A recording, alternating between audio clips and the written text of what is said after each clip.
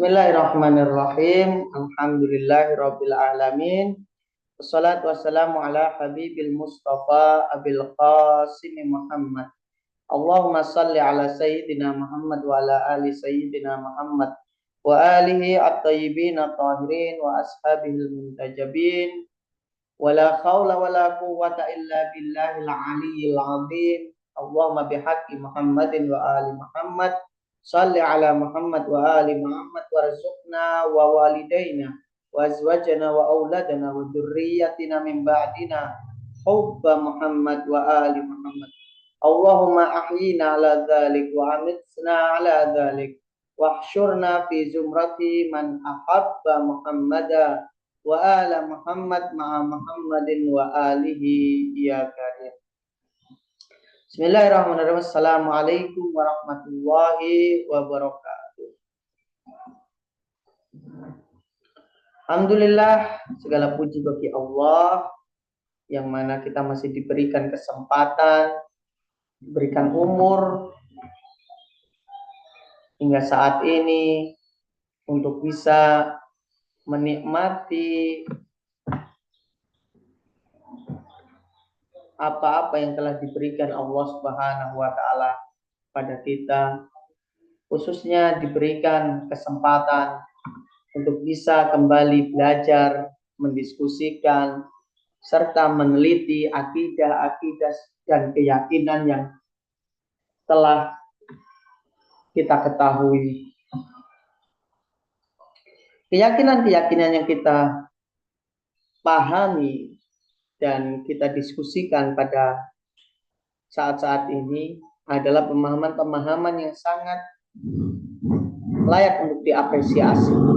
Dan ketika seseorang itu ingin mendiskusikan agama-agama dan dia ingin meneliti lebih jauh berkenaan dengan keyakinannya, dengan terus menggali dari berbagai dalil, baik itu dalil akal maupun dalil akli maupun dalil nakli, itu merupakan sebuah kemajuan bagi seseorang, yang mana dia mulai mempertanyakan keyakinannya itu memiliki landasan-landasan di dalam agama ini, atau keyakinannya itu hanya sekedar warisan yang tidak memiliki landasan yang kuat. Oleh karena itu, tujuan dari pembelajaran ini pertama adalah bagaimana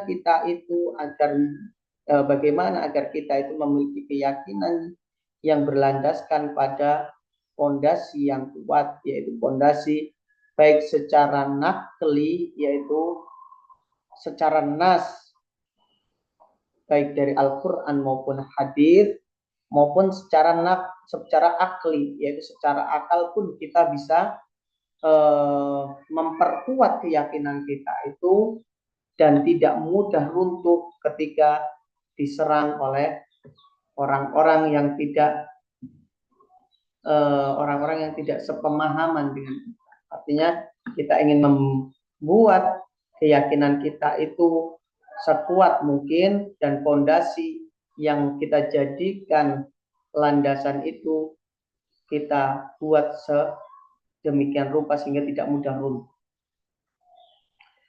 Kedua kalinya sholawat beserta salam minallah tetap tercurahkan kepada junjungan kita Nabi Agung Muhammad Sallallahu alaihi wa alihi wasallam beserta keluarganya, yang mana mereka adalah manusia suci yang Allah Subhanahu wa taala telah pilih untuk mengawal umat ini menuju kepada Allah Subhanahu wa taala. Mereka adalah contoh-contoh suri tauladan yang baik, yang bisa dijadikan panutan dan tidak mungkin akan menjerumuskan umat ini ke tempat yang tidak diridhoi oleh Allah Subhanahu wa taala. Baiklah ikhwan wa akhwat, kita telah lalui beberapa sesi, beberapa kali pertemuan, yaitu beberapa video telah kita buat, dan ini video yang ke-9 berkenaan dengan hal-hal yang sensitif, bahkan berkenaan dengan hal-hal yang sangat penting yang perlu kita bahas berkenaan dengan kalam tadbir, yaitu kalam perbandingan, yang dimana Kita wajib mengetahuinya, kita harus mengetahuinya ketika berbicara tentang kalam tatbiki atau kalam perbandingan. Materi yang ke-9 ini yang akan kita bahas pada hari ini adalah materi berkenaan dengan imamah. Kemarin telah kita bahas bahwasanya imamah adalah keberlanjutan atau mansak, kelanjutan dari nubuwah. Ketika Rasulullah Shallallahu Alaihi Wasallam di dalam kitab Sahih Muslim dan Sahih Bukhari mengatakan, beliau bersabda, "Anta minni bimanzilati Haruna min Musa illa annahu la nabiyya ba'd." Wahai Ali, kedudukanmu di sisiku seperti kedudukan Harun di sisi Musa. Hanya saja tidak ada nabi setelahku. Artinya Nabi Muhammad Shallallahu Alaihi Wasallam adalah nabi terakhir. Jadi dengan diutusnya Nabi Muhammad Shallallahu Alaihi Wasallam dan Nabi Muhammad wafat, maka pintu nubuwah itu sudah tertutup. Akan tetapi bukan berarti di sini pintu imamah itu juga tertutup. Bahkan setelah nubuwah ini selesai, di situ adalah konsep imamah.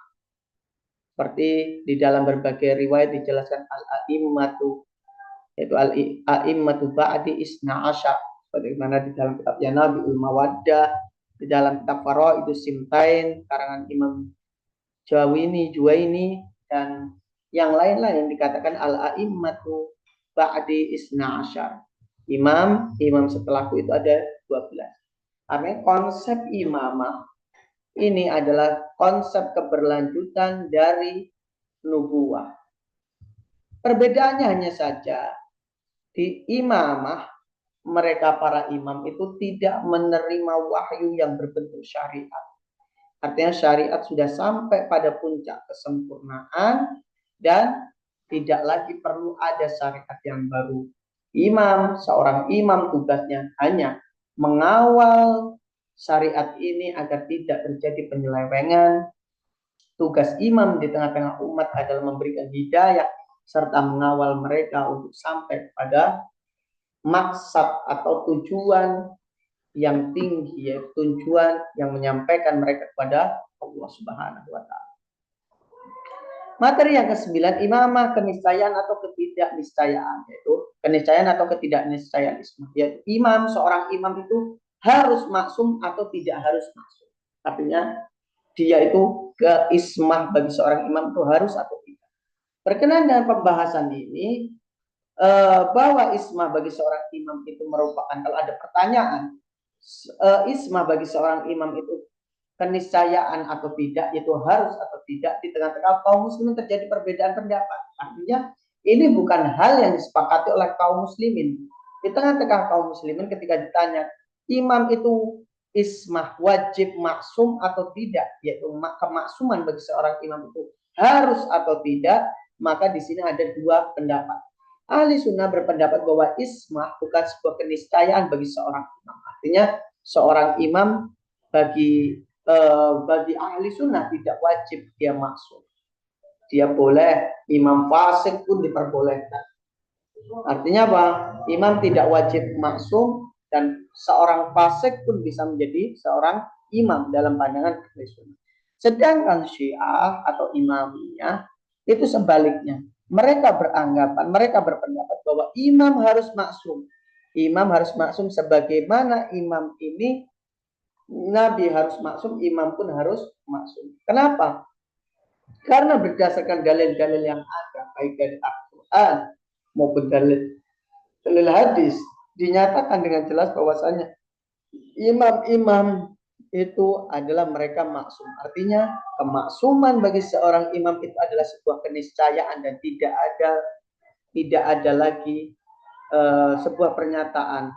Dalam pandangan Syiah tidak ada pernyataan bahwasanya kemaksuman tidak wajib bagi imam. Tetapi mereka semua sepakat imam itu harus maksum agar seorang imam ini tidak butuh terhadap yang lainnya. Karena kalau imam ini masih butuh kepada yang lainnya, kepada orang selainnya, dan orang selainnya juga lagi masih butuh kepada yang lainnya, maka akan terjadi gaur dan terjadi apa? Tasalsul biduni nihayah, tasalsul yang tidak ada akhirnya, sehingga ini mengakibatkan kebatilan konsep imam. Artinya seorang imam sebagai rujukan bagi kaum muslimin yang dia adalah rujukan dari berbagai bidang yang harus dirujuk oleh kaum muslimin, tidak boleh dia melakukan sebuah kesalahan layaknya seperti seorang nabi yang tidak diperbolehkan berbuat salah. Kemudian kita lanjutkan perbedaan mendasar antara imamah menurut ahli sunnah dan syiah. Kita akan membahas perbedaan mendasar yang membedakan konsep imamah dalam pandangan ahli sunnah dan syiah itu apa? Yang pertama, imamah menurut ahli sunnah bagian dari furu'uddin, yaitu cabang-cabang agama. Sedangkan menurut syiah bagian dari usuluddin atau dasar-dasar agama. Imamah dalam pandangan ahli sunnah itu tidak termasuk dalam ranah akidah, tetapi masuk pada ranah fikih. Sedangkan dalam pandangan syiah, imamah itu bagian dari usuluddin, yaitu bagian dari keyakinan yang apabila orang tidak meyakininya itu akan menjadi tanda tanya tersendiri. Yaitu apa? Imamah adalah bagian terpenting dari usuluddin, dari keyakinan kita tentang beragama. Dalam pandangan syiah itu berbeda dengan ahli sunnah yang meyakini itu adalah bagian dari pembahasan fikih, dan itu bagian dari hal-hal yang berkaitan dengan hukum fikih saja.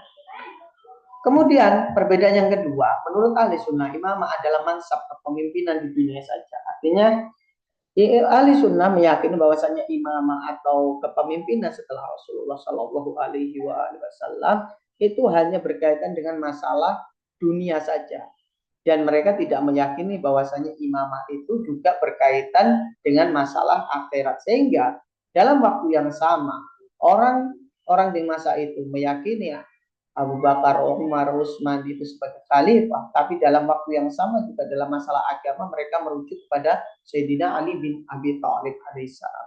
Ini menandakan bahwasanya mereka satu sisi meyakini keimamahan, kepemimpinan tiga khalifah, yaitu khalifah Abu Bakar, Umar, dan Utsman, tapi satu sisi juga mereka merujuk kepada Sayyidina Ali tentang masalah ilmu agama. Bahkan Sayyidina Umar, Abu Bakar, dan Utsman itu sebagaimana dijelaskan oleh Hafiz Muhammad Yusuf Kanji Syafi'i di dalam kitab Kifayatul Talib, itu mereka pun dalam masalah agama mereka merujuk pada Sayyidina Ali bin Abi Thalib. Bahkan Sayyidina Umar bin Khattab mengatakan laula Ali lahalaka Umar, sampai 70 kali. Sebagaimana ini juga dinukil dalam kitab-kitab banyak sekali, sebagaimana dinukil dalam kitab Fusulul Muhimmah karya Ibnu Sabbagh Al-Maliki, terus Nurul Absar, dan lain-lain. Yaitu apa? Beliau mengatakan bahwa kalau tidak ada Ali maka Umar pasti celaka. Ini sebuah tanda bahwasanya bukan hanya orang di saat itu yang meyakini bahwasanya imamah itu hanya mansab dunia dan dalam masalah akhirat mereka bertanya kepada Ali, tapi sahabat itu pun yang mereka sebagai khalifah di masa itu pun dia meyakini bahwasanya mereka bukanlah orang yang memiliki ilmu agama yang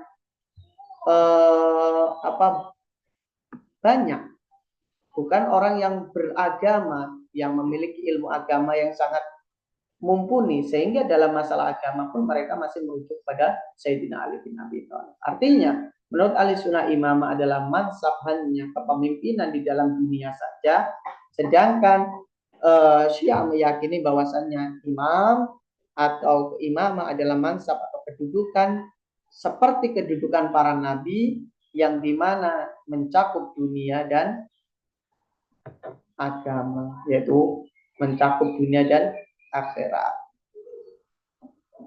Yang ketiga, dalam masalah agama dan masalah dunia dalam Syiah itu. Yang ketiga, perbedaan yang mencolok antara ahli sunnah dan Syiah berkaitan dengan konsep imamah Menurut ahli sunnah, imam tidak wajib maksum, yaitu imam menurut mereka juga fasik diperbolehkan. Jadi imam itu tidak ada syarat maksum bagi mereka. Bahkan mereka juga meyakini kemaksuman hanya milik Nabi. Sehingga imam itu tidak wajib maksum, bahkan imam fasik pun diperbolehkan. Dan manusia zalim sekalipun bisa menjadi seorang imam. Hal tersebut berbeda dengan Syiah, yaitu Imamiyah meyakini bahwasanya imam itu harus maksum dan terjaga dari segala kesalahan. Ini konsep yang ketiga perbedaannya, bahwa dalam pandangan ahli sunnah imam itu tidak wajib maksum. Sekalipun imam itu seorang pendosa, seorang yang fasik, maka diperbolehkan dia menjadi imam.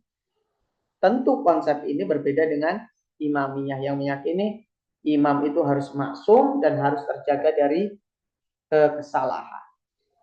Konsep yang keempat atau perbedaan yang keempat, yaitu imam atau khalifah dalam pandangan ahli sunnah dipilih berdasarkan beberapa cara, seperti ahlul hal wal aqd. Jadi kemudian dari ahlul hal wal aqd ini nanti dibuatlah syura, yaitu musyawarah atau penunjukan dari imam sebelumnya, seperti Abu Bakar memilih Umar, atau dengan qahr, dengan peperangan, ketika dia berperang lalu menang, maka dia bisa menjadi seorang imam. Itu mekanisme dalam ahli sunnah. Dalam ahli sunnah itu ada beberapa mekanisme dalam memilih seorang imam. Ada ijma, ada ahlul halul aqd, ada syura, kemudian ada penunjukan imam sebelumnya, kemudian ada al-qahr wal ghalabah, yaitu apabila dia memenangkan satu peperangan, kemudian dia menjadi imam, maka wajib bagi semua orang untuk mentaati. Sedangkan dalam literatur Syiah, imam harus berdasarkan nas baik yang jali maupun khafi. Sebagaimana Imam Syahrastani di dalam kitab Milal wa Nihal berkata, Asy-Syi'ahumul ladzina syaya'u Ali ibn Abi Thalib 'alal khusus wa qalu bi imamatihi nassan wa wasiyatan imma jaliyan wa imma khafiyan.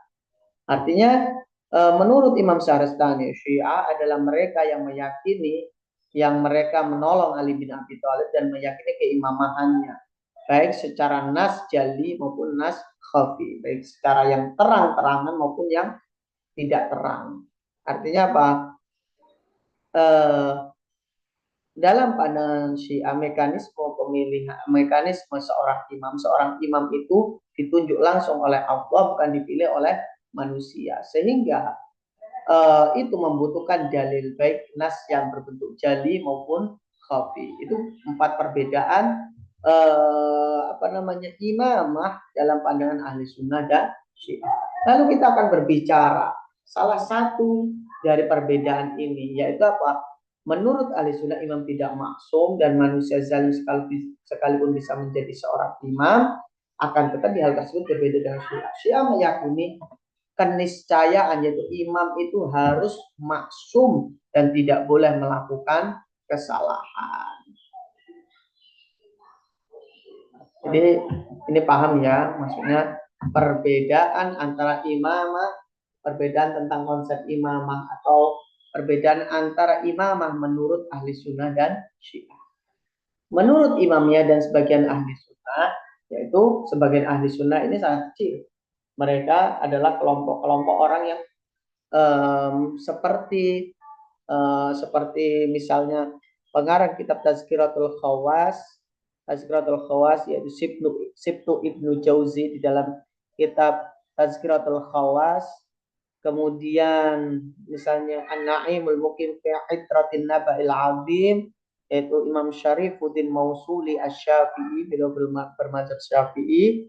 Atau Ya Nabiul Mawaddah, pengarang kitab Ya Nabiul Mawaddah, yaitu Syekh Sulaiman Al-Kundusi Al-Hanafi. Kemudian pengarang kitab Faraidus Sintens, Imam Juwaini Asy-Syafi'i dan lain-lain. Mereka berpendapat, yaitu menurut Imamiyah dan sebagian ahli sunnah, yaitu mereka juga seperti Hafiz Muhammad Yusuf Kandi Syafi'i, mereka berkata kemaksuman merupakan keniscayaan bagi seorang imam, yaitu seorang imam itu wajib maksum, dia harus maksum.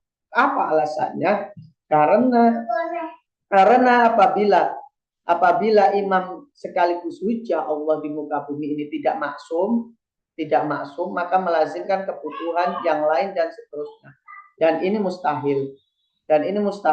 Artinya apa? Seorang imam itu harus maksum. Seorang imam itu harus maksum. Karena apa? Kalau imam itu tidak maksum, maka imam itu butuh terhadap selainnya. Ketika butuh dengan selainnya terus-menerus, maka melazimkan apa? Imam butuh terhadap orang lain butuh terhadap yang lain. Maka ini akan mengakibatkan tasalsul biduni nihaya, dan ini mustahil terjadi. Oleh karena itu, untuk memutus mata rantai agar imam tidak butuh terhadap yang lainnya, maka imam itu harus maksum dan dia tidak butuh terhadap selain dirinya. Itu. Menurut pandangan imamnya dan sebagian kecil dari ahli sunnah. Menurut mayoritas ahli sunnah bahwa tidak ada kelaziman, yaitu tidak ada keniscayaan imam itu harus maksum. Karena imam menurut mereka hanya sebatas sebagai pemimpin dalam urusan politik saja dan tidak mencakup agama.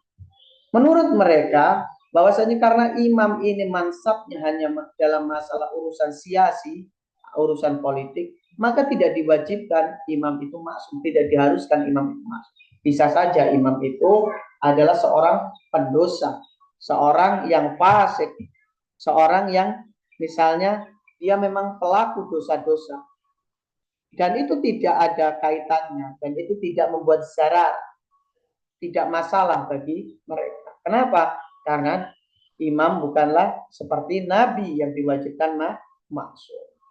Itu kira-kira ya. Di pandangan seperti ini harus kita pahami dengan benar agar kita bisa melihat segala tema itu, segala bentuk pembahasan itu kita letakkan pada porsi yang sama, porsi yang jelas.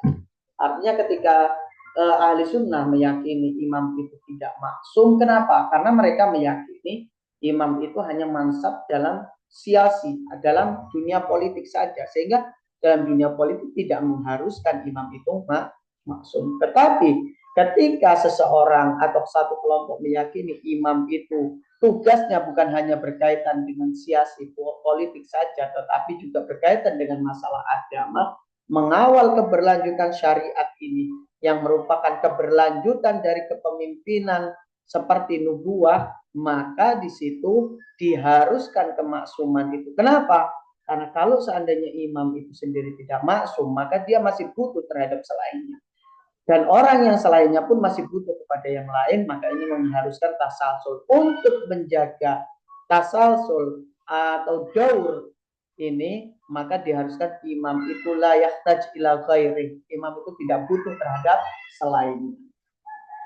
Kemudian kita akan membedah dalil-dalil yang melazimkan atau meniscayakan ismah bagi seorang imam.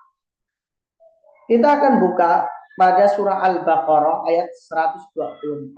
Allah Subhanahu wa taala berfirman yang artinya, ingatlah wa idibtala Ibrahim, dan ingatlah ketika Ibrahim diuji Tuhannya dengan beberapa kalimat. Wa atammahunna, dia kemudian melaksanakannya dengan sempurna. Dia Allah berfirman, sesungguhnya aku menjadikan engkau sebagai pemimpin bagi seluruh manusia. Kemudian Ibrahim berkata, wa min dzurriyyati, dan aku memohon juga dari sebagian keturunanku. Lalu qala la yanalu ahdi dzalimin. Aku, yaitu Allah Subhanahu wa taala, janjiku itu tidak berlaku bagi orang-orang yang zalim. Allah Subhanahu wa taala mengatakan ketika Ibrahim memohon wa min dzurriyyati, yaitu dari keturunanku juga bisa menjadi seorang imam, Allah di situ menekankan la yanalu ahdi dzalimin. Yaitu apa? Ahdun, yaitu janjiku itu tidak akan sampai kepada orang-orang yang zalim. Artinya mansab imamah ini hanya berlaku bagi orang-orang yang maksum saja. Tidak berlaku, tidak bisa mengenai, dan tidak akan pernah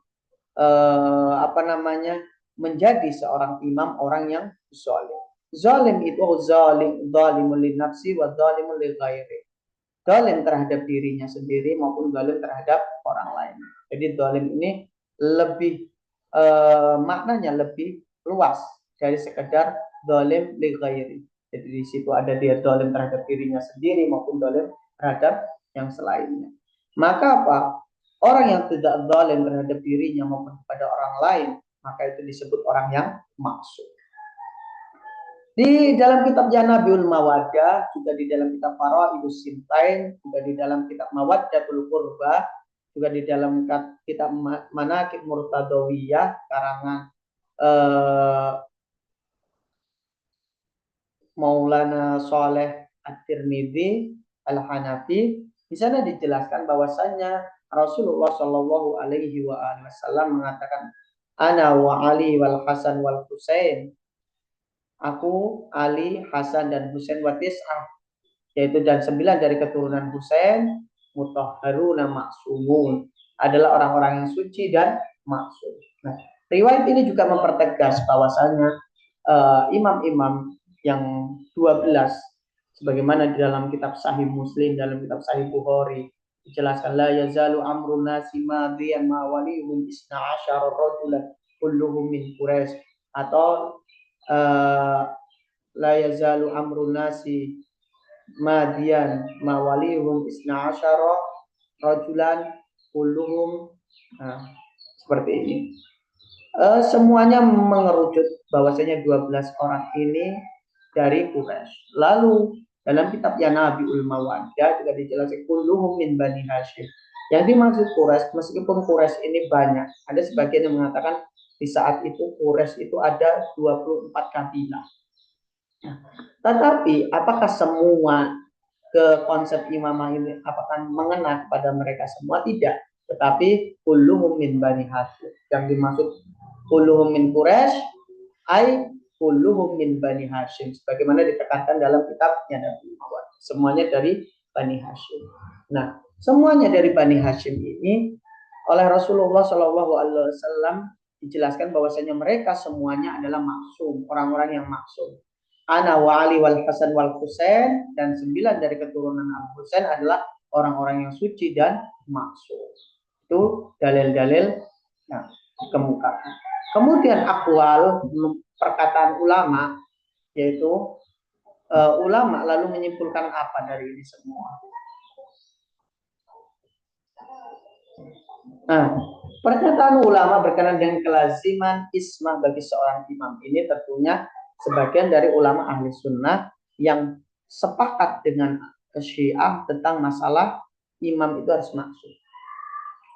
Dalam kitab Tazkiratul Khawas dijelaskan, dan termasuk dari syarat-syarat sebagai imam adalah ismah. Artinya sebagian syarat-syarat imam itu banyak, tapi salah satu dari syarat imam itu harus maksum. Yaitu apa? Agar terhindar dari kesalahan serta butuh terhadap selainnya. Kenapa imam itu harus maksum? Agar terhindar dari kesalahan.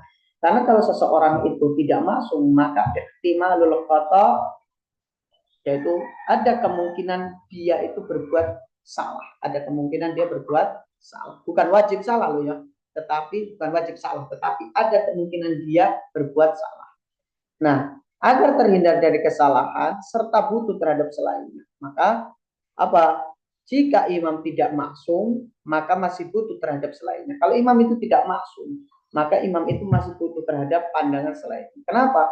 Karena dia masih membutuhkan terhadap ilmu yang lain. Ini melazimkan tasalsul serta daur tanpa akhir dan tentunya mustahil. Itu imam butuh terhadap, misalnya A butuh terhadap B, B butuh terhadap C, C butuh terhadap B, muter terus. Itu disebut daur. Atau A butuh terhadap B, B butuh kepada C, C butuh kepada D, D butuh kepada E. Itu disebut tasalsul. Dan itu mustahil. Oleh karena itu untuk menutup semua pintu kemungkinan yang seperti ini, kita harus jelaskan bahwasanya harus kita yakini imam itu maksum dan imam tidak butuh terhadap selainnya. Itu sebagaimana dijelaskan oleh Sibtu Ibnu Jauzi Al-Hanafi dalam kitab Tazkiratul Khawas. Kemudian Imam Syarifuddin Mausuli yang beliau bermadzhab Syafi'i sekaligus beliau adalah ulama tasawuf mengatakan bahwa di setiap zaman selalu butuh terhadap keberadaan imam maksum. Setiap zaman itu kita selalu butuh terhadap adanya seorang yang maksum. Nah, kalau seorang maksum di masa itu adalah para ambia ini dauratul ambia, yaitu masa kenabian telah habis, lalu bagaimana? Maka apa? Selalu butuh terhadap keberadaan imam maksum yang mensyariatkan, menjelaskan tentang hukum-hukum, menyuruh untuk hal-hal yang halal serta melarang dari kemungkaran, mengajak menuju Allah serta menjelaskannya, dan kedudukan ini tidak dibenarkan, bahkan tujuan ini tidak terrealisasi kecuali dengan tangan Nabi Muhammad Shallallahu Alaihi Wasallam dan keturunannya. Nah, artinya apa? Di sini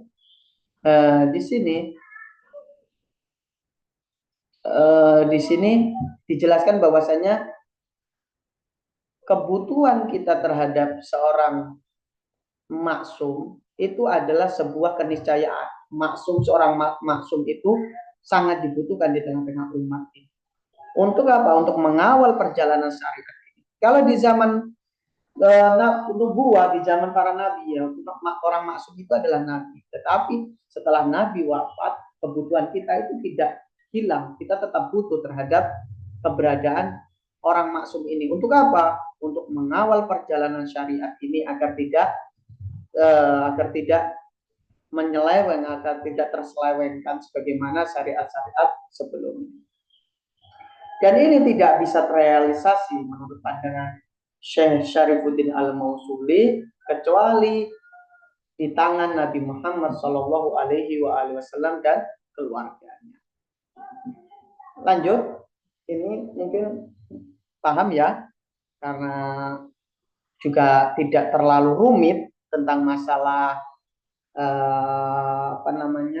keniscayaan ismah atau tidak bagi seorang imam itu, termasuknya pelajaran ini mudah dan tidak ada yang rumit. Kesimpulan dari pembahasan, kemaksuman bukan hanya ada pada para nabi. Kalau ada sebagian orang berpendapat bahwasanya yang maksum itu hanya para nabi, itu salah. Pendapat ini tidak dibenarkan. Artinya apa? Kemaksuman itu pun tidak hanya munhasir atau berada pada para anbiya saja, tetapi bagi imam juga kemaksuman itu diharuskan, karena imam kedudukannya adalah sebagai pelanjut estafet dari perjuangan para anbiya. Kemaksuman bukan hanya ada pada para nabi sebagai pembawa risalah dan syariat, agar terhindar dari kesalahan baik dalam mendapatkan wahyu maupun menjelaskan serta mempraktikkan. Juga keniscayaan ismah bagi seorang imam adalah hal yang amat penting, berhubung imam adalah mansab atau kedudukan sebagai penerus yang akan merealisasikan konsep-konsep yang dibawa oleh para nabi, sekaligus penjaga risalah dan syariat dari penyelenggaranya. Nah, ini kedudukannya sama saja, artinya apa? Para imam juga memiliki tugas seperti tugas para anbiya, baik untuk mengawal syariat ini, baik untuk mengawal syariat dari penyeleweng, menjelaskan syariat ini, serta mempraktekkan ajaran-ajaran suci yang dibawa oleh para nabi ini, sehingga umat ini bisa mengenali meskipun mereka tidak hadir bersama dengan para nabi, karena melihat para imam ini serta melihat praktek atau petunjuk yang dibawa oleh mereka, maka seakan-akan mereka mengetahui ajaran Nabi Muhammad ini secara gamblang, seperti orang yang hadir langsung di zaman Nabi Muhammad Shallallahu Alaihi Wasallam. Kemudian pembahasan selanjutnya, imamah ditentukan oleh Allah atau ikhtiar. Artinya begini, ada pertanyaan begini, imamah ini boleh nggak dipilih? Seorang imam itu bisa menjadi imam dipilih oleh manusia atau dipilih oleh Allah? Kalau dipilih oleh Allah, maka di situ tidak ada ikhtiar manusia. Tapi kalau dipilih oleh manusia, maka ikhtiar Allah pun sudah tidak berlaku lagi. Kalau merujuk pada syarat-syarat imam itu harus maksum, sebagaimana kita jelaskan, imam itu salah satu syarat imam itu harus maksum, sebagaimana dijelaskan pula oleh Sibtu Ibnu Jauzi Al-Hanafi dalam kitabnya, maka tidak ada yang mengetahui kemaksuman seseorang kecuali Allah. Kalau kita yakini bahwasanya imam itu harus maksum, dan dengan beberapa dalil yang telah kita katakan, maka apa? Tidak ada yang mengetahui kemaksuman seseorang kecuali Allah. Manusia tidak mengetahui kemaksuman orang lain, tetapi Allah lah yang mengetahui kemaksuman. Maka dengan itu imam harus ditunjuk oleh Allah Subhanahu wa taala memiliki indikasi bahwa tidaklah mengetahui syarat-syarat imam secara benar, artinya syarat-syarat imam itu sangat banyak dan salah satunya adalah kemaksuman. Maka manusia tidak mengetahui kemaksuman itu kecuali Allah itu sendiri. Kalau seandainya seperti itu, maka apa? Ikhtiar manusia tidak ada lagi makna di situ, tidak memiliki efek sama sekali. Kenapa? Karena manusia dia mau memilih itu berdasarkan pengetahuan serta pengetahuan, karena pengetahuan mereka tentang kemaksuman itu tidak ada, maka apa? Tidak ada lagi hujah bagi mereka untuk memilih seorang imam. Oleh karena itu, karena syarat-syarat imam yang mengetahui hanya Allah, maka Allah lah yang berhak untuk memilih seorang imam tersebut. Dalil-dalil bahwasanya dalil-dalil secara ringkas bahwasanya imamah itu bukan urusan, bukan dipilih oleh manusia, melainkan dipilih oleh Allah Subhanahu wa taala adalah pertama, pendapat bahwa imam harus ditunjuk langsung oleh Allah Subhanahu wa taala, bukan berasal dari khayalan belaka. Artinya ketika kita mengatakan ini, bukan kita itu ngomong tanpa ada bukti, namun berdasarkan Al-Qur'an dan hadis. Qala la yanalu ahdidz zalimin. Ini adalah janji Allah yang mana Allah itu sendiri apa? Mengatakan janji Allah itu untuk menjadikan imam itu tidak akan mengenai orang-orang yang zalim, atau ini ja'ilun fil ardi khalifah. Nah, hanya saja hal tersebut tidak dikaji secara meluas dan didiskusikan secara ilmiah. Sebagian dari dalil-dalil yang menjadi landasan kelompok imamiyah dalam memaparkan keyakinan sebagai berikut.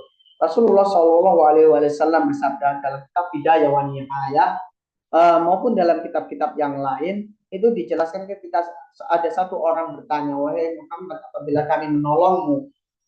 kami menolongmu lalu agama ini dimenangkan oleh Allah Subhanahu wa taala, lalu apakah urusan setelahmu, dalam kurung al-amru, yaitu urusan ini imamah kepemimpinan setelahmu itu apakah akan sampai kepada kami? Rasulullah mengatakan al-amru ila Allah, bahwasanya urusan ini berada di tangan Allah. Ketika mengatakan al-amru ilallah, urusan ini berada di tangan Allah dan Allah lah yang akan memilihnya, Allah yang akan meletakkan di mana kepemimpinan itu yang dikehendakinya. Berarti apa? Di situ menggambarkan tidak ada lagi imamah ini tidak ada sangkut pautnya dengan urusan manusia, tetapi di situ Allah langsunglah yang akan memilih. Sebagaimana para nabi bukan dipilih oleh manusia, maka imam pun bukan dipilih oleh manusia. Ketika Rasulullah menjelaskan urusan ini, kepemimpinan berada di tangan Allah Subhanahu, artinya ikhtiar manusia tidak lagi memiliki arti. Manusia tidak lagi memiliki arti dalam memilih seorang imam, dan imam itu harus ditunjuk oleh Allah Subhanahu wa taala. Setiap imam telah dipilih berdasarkan nas-nas yang jelas, bahwa nama-nama mereka dalam berbagai kitab-kitab Ahlussunnah juga dijelaskan dengan jelas. Artinya gini, selain itu tadi, juga nama-nama imam ini juga dijelaskan secara detail dalam kitab-kitab Ahlussunnah, seperti dalam kitab Yanabiul Mawaddah, seperti dalam kitab Faraidus Sinten, seperti dalam kitab Maqatilul Husain karya Khawarizmi Al-Hanafi, sebagaimana dalam kitab Manaqib Murtadawi karangan Maula Saleh At-Tirmizi Al-Hanafi, Mawaddatul Qurba karangan Sayyid Mir Ali Hamidani dan lain-lain. Di sana dijelaskan dengan sangat gamblang bahwasanya nama-nama mereka pun disebutkan tanpa ada keraguan sedikit pun. Nah, kita sedikit kaji bahwasanya dalam sebuah dalam sebuah kepemimpinan, berkenaan dengan kepemimpinan ada tiga hal yang perlu kita pahami. Pertama adalah masalah masyru'iyah. Masyru'iyah itu adalah masalah ta'yin, yaitu penentuan. Yang kedua makbuliyah, yaitu penerimaan. Dan yang ketiga adalah wilayah. Masyru'iyah artinya penunjukan atau pemilihan imam. Dan nabi itu dari Allah. Jadi ta'yinul imam wal anbiya itu minallah, yaitu dari Allah. Allah lah yang memilih. Sedangkan makbuliyah dari manusia. Makbuliyah yaitu penerimaan dari manusia.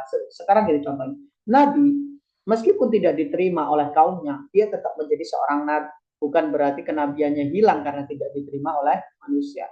Imam pun seperti itu. Imam Ali bin Abi Thalib, beliau tetap menjadi imam meskipun tidak diberikan wilayah atau tidak diterima oleh manusia, maka beliau tetap menjadi seorang imam. Dan wilayah adalah tempat atau batasan tempat. Dalam pandangan Syiah, masyru'iyah dari Allah, yaitu dalam pandangan Syiah Imamiyah, masyru'iyah ta'yinul imam itu adalah dari Allah. Allah yang harus menunjuk imam. Kemudian makbuliyah dari manusia, sehingga Imam Ali tidak memimpin di masa awal-awal kepemimpinannya karena tidak ada makbuliyah dari manusia. Manusia tidak menerimanya, tetapi masyru'iyah beliau tetap menjadi imam meskipun tidak ada penerimaan dari manusia. Bukan berarti ketika manusia tidak menerima beliau bukan seorang imam. Sedangkan dalam ahli sunnah, masyru'iyah dan makbuliyah berada di tangan manusia. Ketika manusia memilih ini sebagai imam, maka otomatis itu pun sudah masyru'iyah dan makbuliyah. Mereka memilih dan penerimaan langsung. Berdasarkan hadis Nabawi dan Al-Quran, imam dipilih langsung oleh Allah, bukan berdasarkan ikhtiar manusia. Ini sebagaimana telah kita jelaskan dalil-dalilnya tadi. Yaitu apa? Imam itu dipilih oleh Allah Subhanahu wa taala dan dijelaskan lewat hadis-hadisnya para maksumi, khususnya oleh Nabi Muhammad SAW. Cukup sekian dari Al-Fakir. Apabila ada kesalahannya, mohon maaf. Apabila ada pertanyaan-pertanyaan, silakan aku catat. Nanti ketika kita ada kelas online, nanti kita bisa bahas bersama-sama. Akhirul kalam, wassalamualaikum warahmatullahi wabarakatuh.